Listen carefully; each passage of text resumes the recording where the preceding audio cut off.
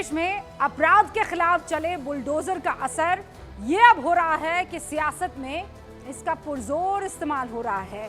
यानी बुलडोजर सियासी डोज एकदम हैवी ले जा चुका है। बहुत वार पलटवार हो रहे हैं। योगी सरकार के अपराध के खिलाफ कड़े रवैये का प्रतीक जो ये बुलडोजर बन गया है, इससे बीजेपी को कटघरे में खड़े करने का एक अभियान भी शुरू कर दिया है और यही वो गाड़ी भी बन गई है जो कटघरे तक लेकर जा रही है। और इसीलिए समाजवादी पार्टी के अध्यक्ष और पूर्व मुख्यमंत्री अखिलेश यादव ने सोशल मीडिया पर बुलडोजर एक्शन पर कटाक्ष करते हुए कहा है क्या कि 2027 में उत्तर प्रदेश में समाजवादी पार्टी की सरकार बनने के बाद सभी बुलडोजरों का रुख गोरखपुर की तरफ हो जाएगा। अखिलेश यहां नहीं रुके, उन्होंने एक कदम आगे बढ़ते हुए बुलडोजर एक्शन पर फिर से बीजेपी को नसीहत देने की कोशिश की। क्या कहा, मैं आपको पहले वो सुनवाती हूं। बुलडोजर में दिमाग नहीं होता है, स्टीयरिंग होता है। उसमें स्टीयरिंग से चलता है बुलडोजर। उत्तर प्रदेश की जनता कब किसका स्टीयरिंग बदल दे या दिल्ली वाले कब किसका स्टीयरिंग बदल दें। बुलडोजर में दिमाग नहीं होता है, कब इसकी स्टीयरिंग कहां बदल जाए कोई नहीं कह सकता है। गोरखपुर का जिक्र करके अखिलेश यादव ये साफ इशारा कर रहे हैं कि सीएम योगी आदित्यनाथ मुश्किल में पड़ जाएंगे, क्योंकि योगी आदित्यनाथ गोरखपुर के गोरखनाथ पीठ के प्रमुख हैं। हालांकि अखिलेश यादव के इस बयान पर पलटवार करने में योगी आदित्यनाथ ने देरी नहीं की। आज अखिलेश के बयान पर इशारों में हमला करते हुए योगी आदित्यनाथ ने कहा कि बुलडोजर चलाने के लिए दिल और दिमाग दोनों की जरूरत है। क्या कहा उन्होंने कि बुलडोजर में दिमाग नहीं होता, वो कह रहे हैं दिल और दिमाग दोनों की जरूरत होती है। सुनिए क्या कह रहे हैं योगी आदित्यनाथ। बुलडोजर पे हर एक व्यक्ति के हाथ नहीं फिट हो सकते, इसके लिए दिल और दिमाग दोनों चाहिए। दिल और दिमाग दोनों चाहिए। बुलडोजर जैसी क्षमता और दृढ़ प्रतिज्ञा जिसमें हो वही बुलडोजर चला सकता है। दंगाइयों के सामने नाक रगड़ने वाले लोग बुलडोजर के सामने वैसे पस्त हो जाएंगे। आज जब उनके सपनों पर पानी फिर चुका है तो अब टीपू भी चले सुल्तान बनने।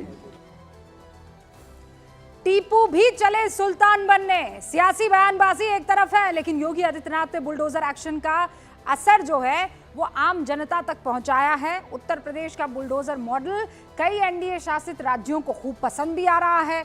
मैं आपको बताती हूँ, एमनेस्टी इंटरनेशनल की फरवरी 2024 की एक रिपोर्ट है और वो रिपोर्ट आपके सामने है।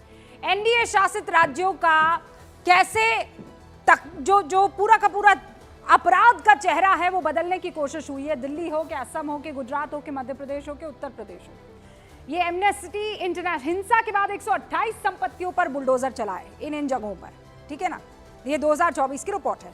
अप्रैल 2022 से जून 2023 के बीच दिल्ली में, असम में, गुजरात में, मध्य प्रदेश में और यूपी में सांप्रदायिक हिंसा के बाद 128 संपत्तियों पर बुलडोजर चला है, ढह गई ये संपत्तियां।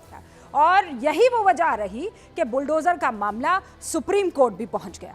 2 सितंबर 2024 को कई राज्यों में बुलडोजर एक्शन पर रोक लगाने के लिए सुप्रीम कोर्ट में अर्जी हुई दाखिल, सुनवाई भी हुई। ये सुनवाई जमीयत उलेमाए हिंद की याचिका पर हो रही थी, जिसमें जमीयत की तरफ से आरोप लगाया गया कि बुलडोजर एक्शन मुसलमानों को टारगेट करने के लिए किया जा रहा है। इंपॉर्टेंट है, सुप्रीम कोर्ट ने बुलडोजर कार्रवाई पर गंभीर सवाल उठाए।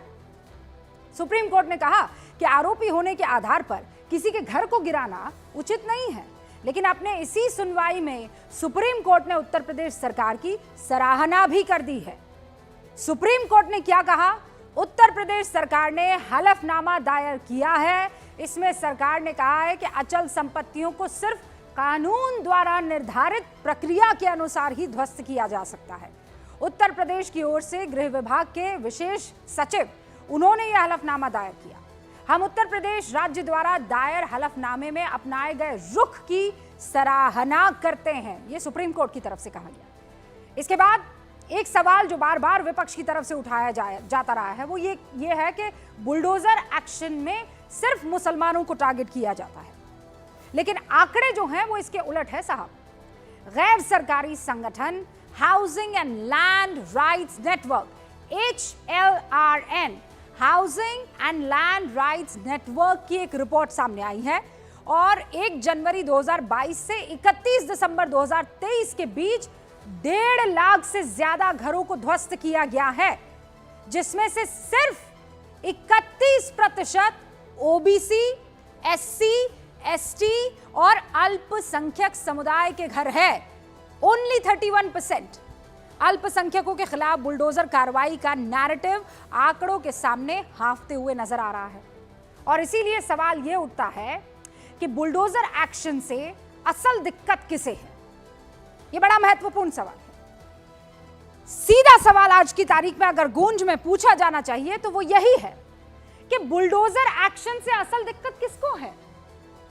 अखिलेश के बयान के पीछे की रणनीति क्या है जब वो ये कह रहे हैं कि रुख जो है वो पलट जाएगा?